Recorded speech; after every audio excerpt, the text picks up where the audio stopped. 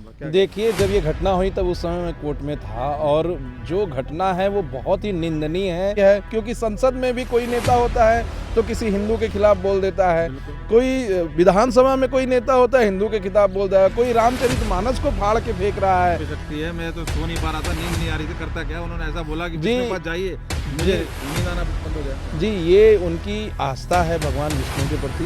विरोध करना था तो चीफ कोर्ट के गेट के सामने बैठ जाते, आप उनको जाने नहीं देते। कहते हैं कि हम मंदिर भी जाते हैं, मस्जिद भी जाते हैं, दरगाह भी जाते हैं, गुरुद्वारा भी जाते हैं। तो सर बयान तो नहीं देते ऐसे।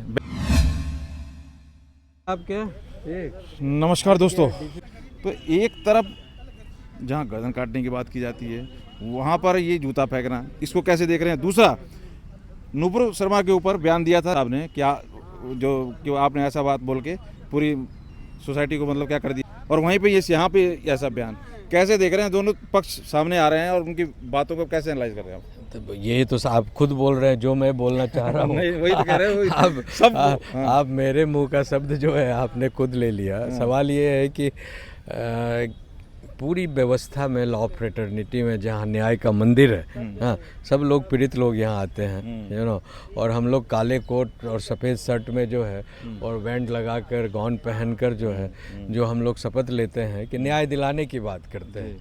अब जहाँ न्याय दिलाने की बात है, हम लोग कोई लाठी डंडा या जूता चप्पल चलाने की बात है, हम लोग कोई ट्रेनिंग नहीं मिलती है। लेकिन सवाल ये है कि जब आपको इस तरह से व्यथित कर दिया जाए तो कहता है मरता क्या नहीं करता। जो लोग जब बहरे हो जाते हैं, गूंगे हो जाते हैं, जब आपकी बातों को नहीं सुनते हैं तो वो भी घटना घटती है जो अंग्रेजों के जो सेंट्रल असेंबली जो दिल्ली की थी, उसमें भगत सिंह और उनके दोस्तों ने कांड भी किया था। बहरों को सुनने के लिए धमाके करने पड़ते हैं। Very good. तो इस तरह की कई बातें आप कह सकते हैं, लेकिन लॉ फ्रेटर्निटी में इस तरह की जो एक्टिविटीज़ है, समझे ना, उसको हम लोग अप्रिशिएट नहीं करते, हम लोग रिकमेंड नहीं करते हैं। हम लोग इसको बाकायदा जितने भी लॉ फ्रेटर्निटी के भारत में लोग हैं इसको कंडेम करते हैं।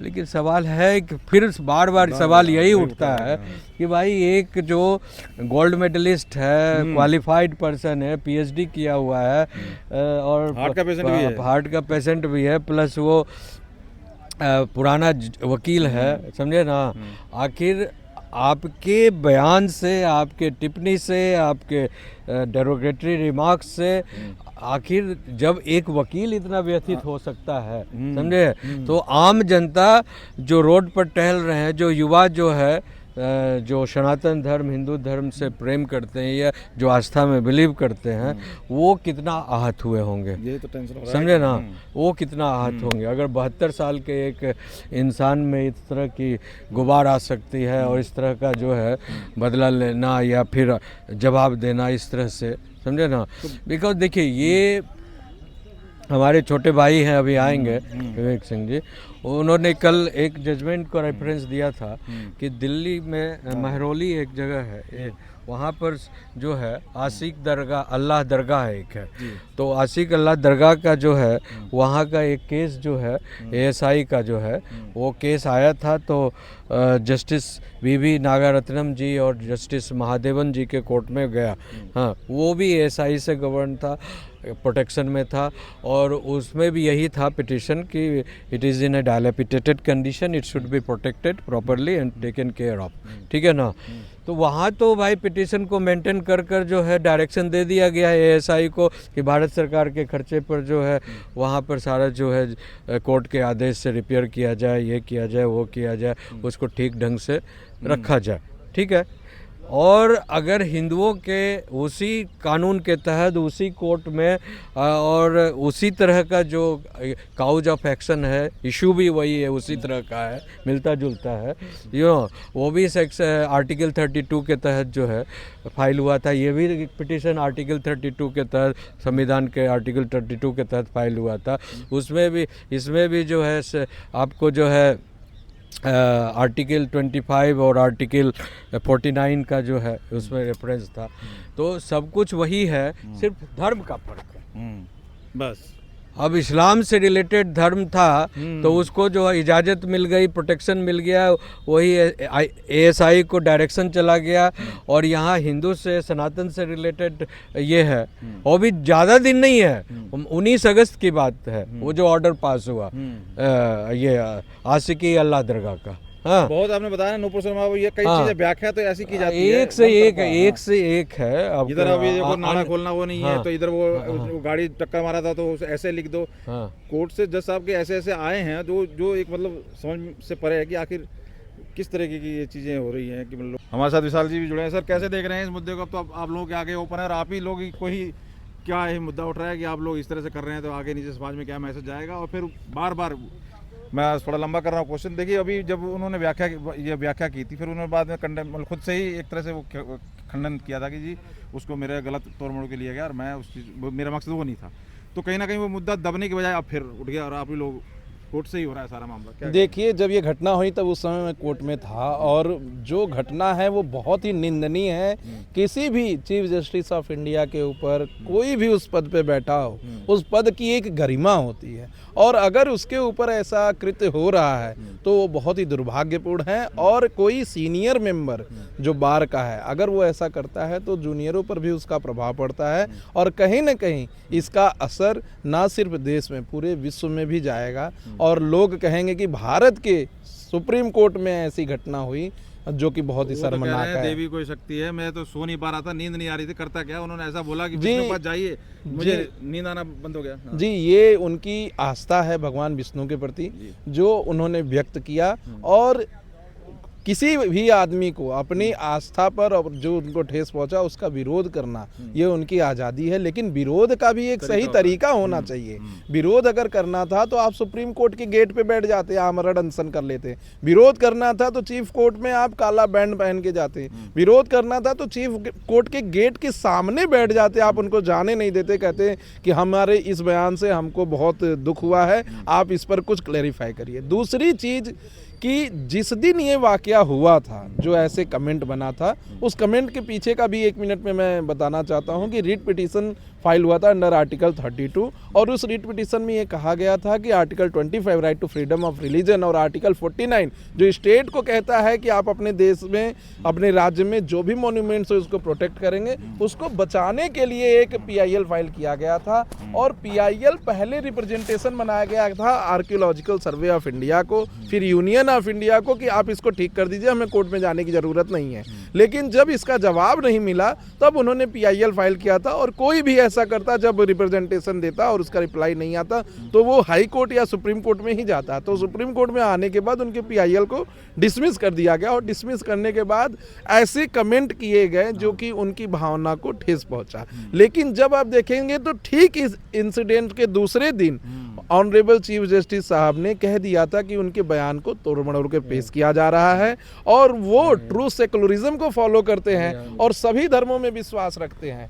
तो जब उन्होंने ये बहुत ही क्लियरली ये बात कह दी थी कि हम ट्रू सेकुलरिज्म में भरोसा रखते हैं, सभी धर्मों पे विश्वास करते हैं, हम मंदिर भी जाते हैं, मस्जिद भी जाते हैं, दरगाह भी जाते हैं, गुरुद्वारा भी जाते हैं। तो सर, बयान तो नहीं देते ऐसे? बयान की बात तो बयान की है। बयान पे भी मैं आऊँगा जी। उन्होंने देखिए यह कहा कि हम ट्रू सेकुलरिज्म को फॉलो करते हैं, लेकिन कहीं से भी उस बयान को अपने वापस नहीं लिया। आपके मन में कुछ और चल रहा है, मुंह में कुछ और चल रहा है, एक्शन में कुछ और चल रहा है, तो फिर उसी का परिणाम हुआ, रिपरकशन होता है कि every action have the opposite reaction. हाँ, बोलिए। विरोध करने का अधिकार सभी के पास है, और आर्टिकल 19 में जो हमें freedom of speech and expression देता है उसके कई सारे क्लॉज हैं, उसमें भी right to protest is also a fundamental right. लेकिन विरोध करने का तरीका क्या होना चाहिए, ये थोड़ा सा गलत था। हम भी आहत हुए हैं, हम भी भगवान विष्णु को मानते हैं, सनातन धर्म के हम भी हैं, लेकिन हम विरोध अपने वाक्य से कर सकते हैं, अपनी बातों से कर सकते हैं, कोर्ट में ना जाके कर सकते हैं, लेकिन इस तरीके का विरोध करना कहीं ना कहीं दुर्भाग्यपूर्ण है, और यह पूरे देश के ऊपर एक प्रश्न चिन्ह खड़ा कर रहा है। और विदेशों में भी इसको दिखाया जा रहा है। अभी मैं कल कई सारे इंटरनेशनल न्यूज़ देख रहा था, वहाँ भी ये शो किया जा रहा है कि ऐसी चीज़ें हो रही हैं। तो यह कहीं ना कहीं बिल्कुल गलत है। अगर आप अपने धर्म को मानते हैं, सही बात है, कभी कभी ऐसा देखने को मिल रहा है या कई सोशल मीडिया में ऐसी चीज़ें फैलाई जा रही हैं, जिसमें यह कहा जा रहा है कि क्यों एक ही धर्म के खिलाफ ऐसा होता है।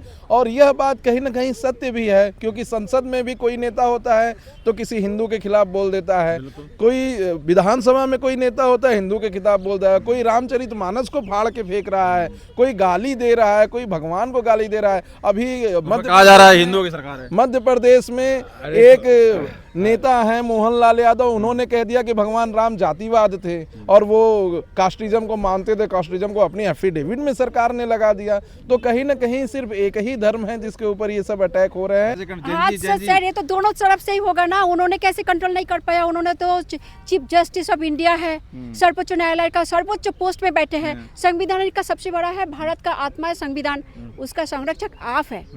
अभी अगर वहाँ पे बैठ के अगर आप संविधान से बाहर जाके न्यायपालिका का जो रूल है उससे बाहर जाके आप कुछ किसी को आहट देके बात करेंगे तो नेचुरली है तो हम उसका रिएक्शन करेंगे। सुरमाल केस में ऐसी तो होता, व्याख्या तो की थी आपने, क्या हालत देश में अफरा तफरी मचा दी आपके बयान ने, आपको समझ के बोलना चाहिए। सर वो तो किए थे, लेकिन आप कभी उसको क्यों नहीं बोलते हैं जो इसका एक एक बात में बोलते सर जुदा करेंगे, सर जुदा करेंगे, उसको कभी नहीं आप बोलते हैं। क्यों नहीं बोलते हैं? ये तो पूरा हिंदुस्तान में देख रहे हैं, क्यों नहीं बोलते हैं सर?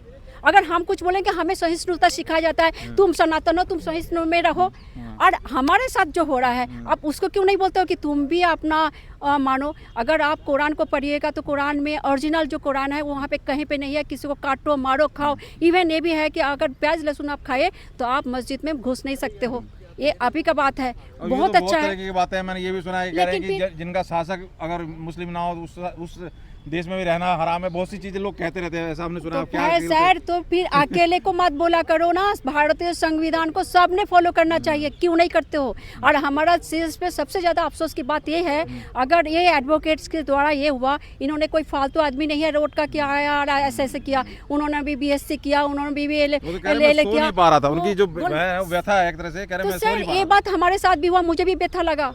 और ये भी सब कोई बोल रहा था अरे क्या तुम्हारा कोर्ट का जजमेंट क्या आता है, तुम्हारा जज क्या सही में बैठे थे कि इस तरह से बयानबाजी किया? ये भी तो मुझे बहुत पब्लिक ने बोला है। तो मुझे तो वहीं पे हाथ लगता है कि हम कहाँ जाए।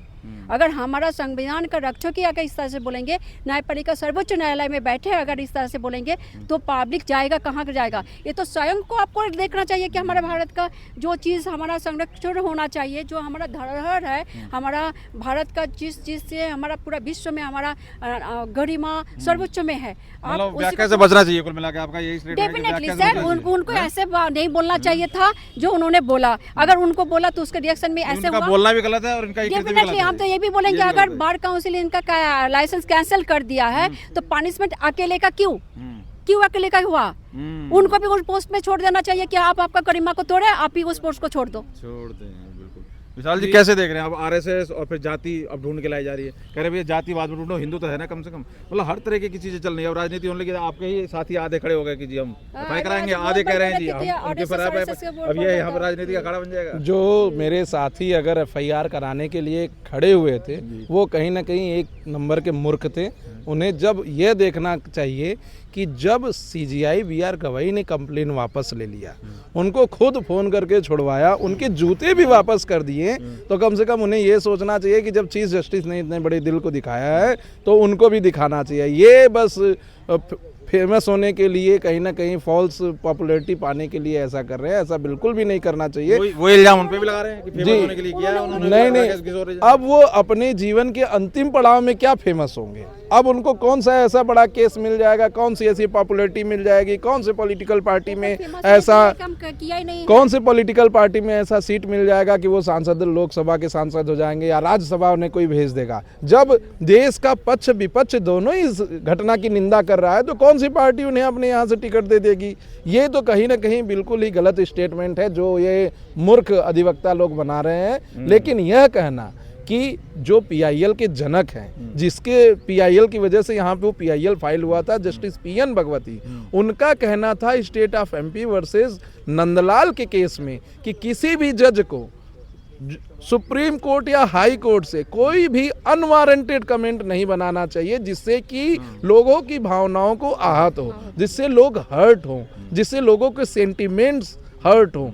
तो कहीं ना कहीं सभी जस्टिस को ऐसा फॉलो करना चाहिए। और दूसरे ही दिन ऑनरेबल चीफ जस्टिस ने कह दिया था कि उनका ये मतलब नहीं था कहने का, उसे गलत तरीके से ट्रीट किया जा रहा है, गलत तरीके से दिखाया जा रहा है, तो वहीं पे वो बात ख़त्म हो जानी चाहिए थी। उसको खींचने से कोई मतलब नहीं है। देश का चीफ जस्टिस जब कोई ऐसी बात कर रहा है और अपने बयान को वापस ले रहा है तो आपको वहीं पे मान लेना चाहिए था। ये खैर है, लोक आस्था का विषय है। अब उनकी आस्था क्या थी, या उनके बयान जो आ रहे हैं कि मैं सो नहीं पा रहा था या ऐसी चीज़ें, या भगवान विष्णु आके हमसे कहें। ये भी रोक रहा हूँ, माफ़ कीजिएगा, लेकिन ये भी तो कहा जाता है कि जो भगवान है वो आखिर इंसान के रूप में तो आते हैं, तो इसमें क्या गलत कह रहे हैं? इसके ऊपर भी लोग तंज कस रहे हैं, तुम्हें भगवान ऐसे तो कोई तुम्हें भी मार देगा, कल कह देगा मेरे को आया था। मतलब इंसान के ही रूप में तो भगवान भी तो अवतरित होते हैं। अगर वो आया तो क्या गलत है?